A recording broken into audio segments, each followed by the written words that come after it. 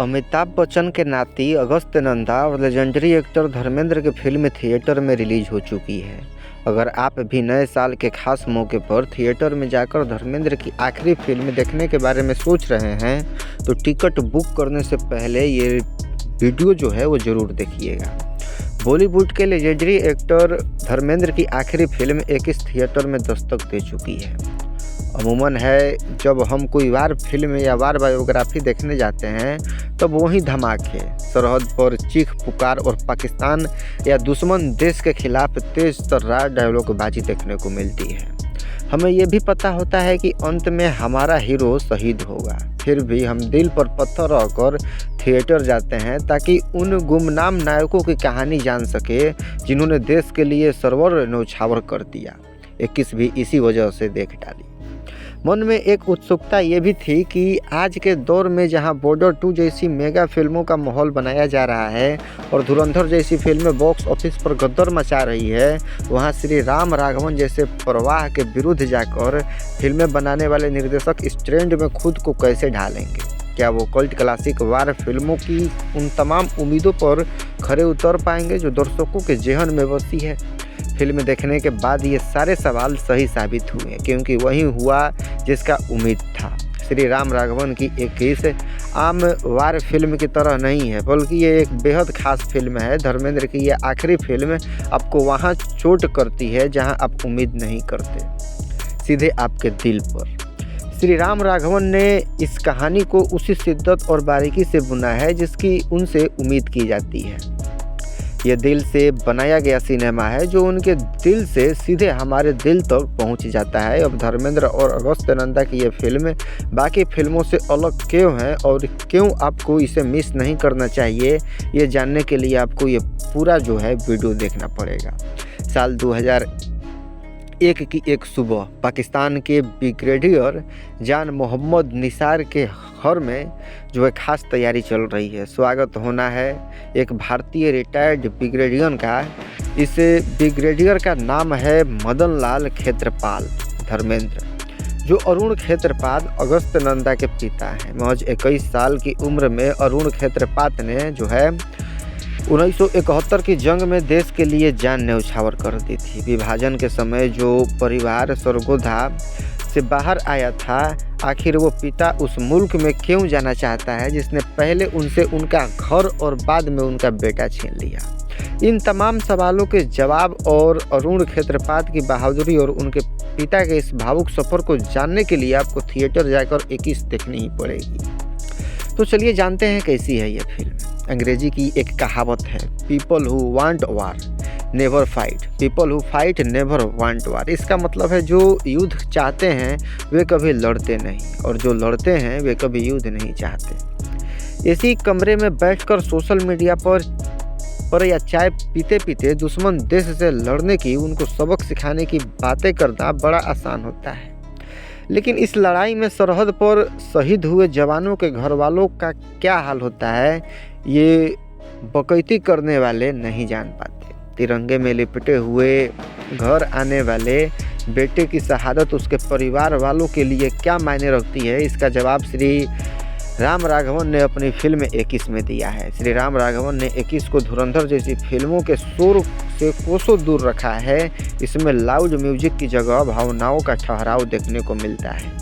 Film में न किसी की गर्दन उड़ती है न शरीर छलनी होता है, फिर भी शहीद के बलिदान की वो चुभन, उसके परिवार का दर्द हमारी आंखों को नम कर देता है। दरअसल ये श्री राम राघवन और मैडाक फिल्म के विजन की जीत है कि उन्होंने आज के सो कॉल्ड एक्शन और वायलेंस ट्रेंड के सामने अपने घुटने नहीं टेके। 21 का निर्देशन करने के साथ साथ श्री राम राघवन ने अरिजीत विश्वास और पूजा लाधा सुरती के साथ मिलकर इस फिल्म की स्क्रिप्ट लिखी। बदलापुर और अंधाधुन जैसे मास्टरपीस देने वाले श्री राम का अपना एक सिग्नेचर स्टाइल है। उनकी हर फिल्म एक नई दुनिया की सैर कराती है। ये उनकी पहली वार बायोग्राफी है और यकीन मानिए अगर पिछले साल रिलीज हुई उनकी मैरी क्रिसमस से आपकी जो भी शिकायतें थी वो ये फिल्म देखने के बाद आप भूल जाएंगे। इस फिल्म में श्री राम ने एक जोखिम भरा रास्ता चुना है। एक इस हमारे सामने अलग अलग उम्र के लोगों का भारत पाकिस्तान के आपसी रिश्ते को देखने का दिलचस्प नज़रिया पेश करती है। उदाहरण के तौर पर बात किए जाए तो एक तरफ जहां 21 साल का जोश और जुनून से भरा अरुण क्षेत्रपाल पाकिस्तान को सबक सिखाना चाहता है, तो वहीं बेटे की शहादत के 30 साल बाद उसी मुल्क की धरती पर खड़े उनके पिता के दिल में कोई कड़वाहट नहीं है। ये एक ऐसी गहरी सोच है जिसे अक्सर हम खोखले राष्ट्रवाद के शोर में भूल जाते हैं। हालांकि ये फिल्म सिर्फ इमोशंस पर अपना महल नहीं बांधती, तकनीकी रूप से भी ये शानदार है। अब तक हमने फिल्मों में ज़मीन, हवा और समंदर में होने वाली लड़ाइयाँ देखी है, लेकिन यहाँ लड़ाई है आर्मी टैंक की बटालियन में। ये बटालियन अक्सर हॉर्स के नाम से जानी जाती है।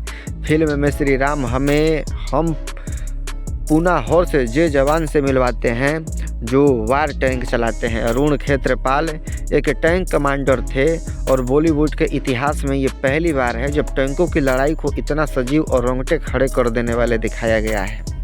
श्री राम हमें युद्ध के मैदान और उस तनाव पूर्व माहौल में इस कदर डुबो देते हैं कि समय का पता ही नहीं चलता है। धर्मेंद्र इस फिल्म की रूह हैं। रॉकी और रानी की प्रेम कहानी में जहां वो थोड़े थके हुए नजर आए थे, वहीं 21 में उनकी ऊर्जा और सहजता हैरान कर देने वाली है। स्क्रीन पर उन्हें देखकर यकीन करना मुश्किल हो जाता है कि वो अब हमारे बीच नहीं है। फ्लैशबैक हो या वर्तमान, हर सीन में उनके हाव भाव और डायलॉग डिलीवरी उतनी ही असरदार है। अगस्त नंदा की बात करें तो वो डायरेक्टर एक्टर हैं, लेकिन जो है कई सीन में उन्हें देखकर ऐसा लगता है कि मानो AI की मदद से युवा अभिषेक बच्चन को पर्दे पर जो है उतार दिया गया हो। एक अनुशासित और पॉलिश्ड आर्मी किड के तौर पर अगस्त ने बेहतरीन काम किया है। एक प्रिविलेज बैकग्राउंड से आने वाले उस जिद्दी और जुनूनी नौजवान के इस किरदार को उन्होंने पूरी ईमानदारी से जिया है। जयदीप अहलावत हमेशा जो है हमेशा की तरह शानदार है। असरानी चंद मिनटों के लिए स्क्रीन पर आते हैं और हमारे चेहरे पर मुस्कान छोड़कर चले जाते हैं। जस किरण के रूप में सिमर भाटिया का काम भी अच्छा है। अब बात करते हैं फिल्म देखें या नहीं देखें। अगर आप ऐसी वार बायोग्राफी फिल्म की तलाश में हैं जहां सिर्फ जोर जोर से डायलॉग बोले जा रहे हों और साथ ही हीरो दुश्मन के छक्के छुड़ा रहा हो, तो ये फिल्म आपके लिए नहीं है। अगर आपको सिर्फ वायलेंस, मारधार और खून खराबा वाला एक्शन चाहिए तो यहाँ आपका रॉन्ग नंबर लग सकता है। लेकिन अगर आप एक अच्छा और सच्चा सिनेमा देखना चाहते हैं तो आपको ये फिल्म ज़रूर देखनी चाहिए। ये फिल्म देखते हुए मुझे मीता संतरा की याद आ गई। मीता के पति बबलू संतरा पुलवामा आतंकी हमले में शहीद हुए उन 40 जवानों में से एक थे। हमले के बाद जब मीता ने ये स्टैंड लिया कि युद्ध हर समस्या का समाधान नहीं हो सकता, तो सोशल मीडिया के कीबोर्ड वॉरियर्स ने उन्हें बुरी तरह ट्रोल किया और एक शहीद की विधवा को देशद्रोही कह दिया। उस वक्त कई लोगों के मन में सवाल उठा होगा कि आखिर एक शहीद की पत्नी ऐसा क्यों सोच रही है। इसका जवाब आपको 21 में मिलेगा। एक रिटायर्ड ब्रिगेडियर पिता और एक पूर्व फौजी की बेटी रही माँ दो देश के बीच हुई इस जंग को और सरहद के उस पार अपने बच्चे पर बंदूक ताने खड़े दुश्मन फौजी को किस नज़रिए से देखते हैं। इसका जवाब ये फिल्म आपको देती है। बंदा के बाद अगर कोई इस दिल से फिल्म बनी है तो 21 है। अगर हम अच्छे सिनेमा की कद्र नहीं करेंगे तो हमें घटिया कंटेंट की शिकायत करने का भी कोई हक नहीं है। ये फिल्म केवल एक फौजी की ही नहीं बल्कि उस गरिमा की कहानी है जो एक सैनिक और उसका परिवार ताउम्र ओढ़े रहता है। ये ऐसा एहसास है, इसे सबको महसूस करना ज़रूरी है कि आप भी इस महान शहीद की अनकही गाथा का हिस्सा बनना चाहेंगे। अपने नज़दीकी सिनेमा घरों में इस वीकेंड जो है 21 ज़रूर देखने जाइए। तो धन्यवाद दोस्तों, वीडियो कैसा लगा कमेंट बॉक्स में ज़रूर बताइएगा।